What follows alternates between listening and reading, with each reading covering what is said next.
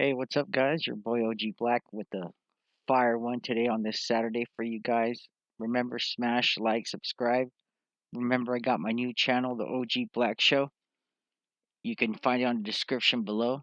A lot of people have been having a little bit of trouble, but if you look for it, it's the OG Black Show. Don't forget my Patreon and PayPal and Cash App is open. All right, guys, today I'm going to talk to you guys about the day that Mencho was caught. You know, a lot of people right now all over the world, everywhere in Mexico, the US, they're looking for Mencho everywhere. And the crazy thing about it is he's right under their nose. But he's been caught before. You know, and the guy that caught him, I'm going to talk about him. He's currently doing 25 years. A lot of people know him as Don Chuy. A lot of them know him as El Chango. Jesus Mendez Vargas or El Chango Mendez, as a lot of people know him in El Aguaje. On October the 3rd of 2003, on 2003, he got a radio call from one of his elite groups that was patrolling the hills of Alaguaje and Aguilia, and they gave him a quick call, and they told him, "We got a group of guys here, a pack of 6 sicarios, one of them being Menchito." And he said, "Oh, really?" Mencho already had a good reputation for what was going on in Michoacan. Um, he was a local kid from Alaguaje too. He had been seen all over the cockfighting pits. He worked in the avocado fields.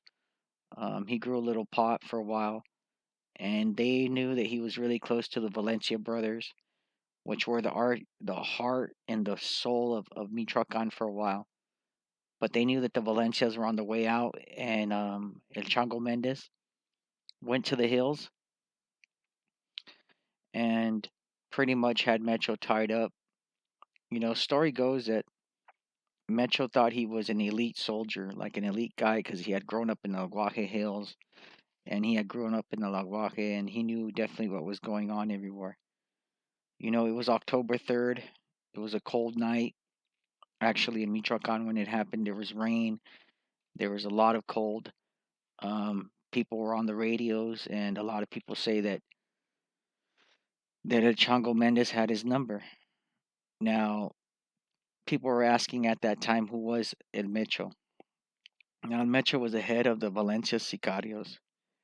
Um, the Valencias were trying to make a wave and push back into Michoacan, which they couldn't do at that time because they had been kicked out and they were hiding out in Jalisco.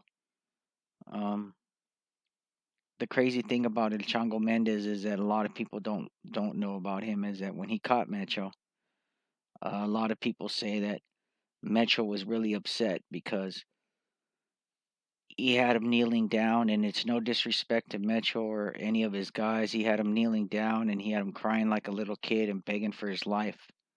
A lot of people say he humiliated him and made him do some pretty crazy things that I'm not going to get into, but you know, Chango Mendez was the man who humiliated him. Now, El Chango Mendez thought about it and he said, "You know what? I'm going to do a deal with you. If you promise not to return to Michoacan, if you promise that you and your boys will not, come into my side of town in Aguaje, Aguilia, things like that, we'll be okay. I'll let you go because you're from hometown. I know your family. I know your friends. We all know each other. I expect the same if it ever happens to me." Metro agreed. Um, El Chango left, and Chango's men, I guess, decided to do a little extra work for themselves, on not knowing who Metro was or who he was going to be later on in the future. Now, after he was let go, he went back all the way to Jalisco, even to Veracruz to hide out for a while. But he wasn't done yet, guys. Metro came back with the return commando team 2 years later, and he kidnapped Alejandro Mendez Vargas, a rich rancher. And if you guys don't know who that is, that's El Chango Mendez's brother. He is also one of the richest farmers that you could meet in Michoacan. A commando team of 12 guys went into a special ranch in Zapopan, not in Zapopan, in Aguilia, which Metro knew really good. He ended up taking El Chango Mendez's brother to Zapopan, Jalisco, where he tortured him, did some other things to him that I'm not going to get into. He ended up taking Chango Mendez's brother Alejandro back to Michoacan and dumping him on the side of the road. They ended up finding him, and one of his final words were, I believe, was El Chango, which meant Chango Mendez. Chango Mendez's brother's last final words were his brother. A lot of people who were there say that he was had a couple broken bones. I think both his ankles and hands were broken. All sorts of forms of intimidation. You know, it's your guys' Saturday, man. Smash, like, subscribe, and share, guys. Don't forget, I try to bring you guys all the fire videos of Mencho, the Chapos, anybody, man. The news is the news and history is the history, guys. All right, man. It's your boy OG Black. I hope you guys like this video. Smash, like, and subscribe, and don't forget to subscribe to my new channel. All right, guys.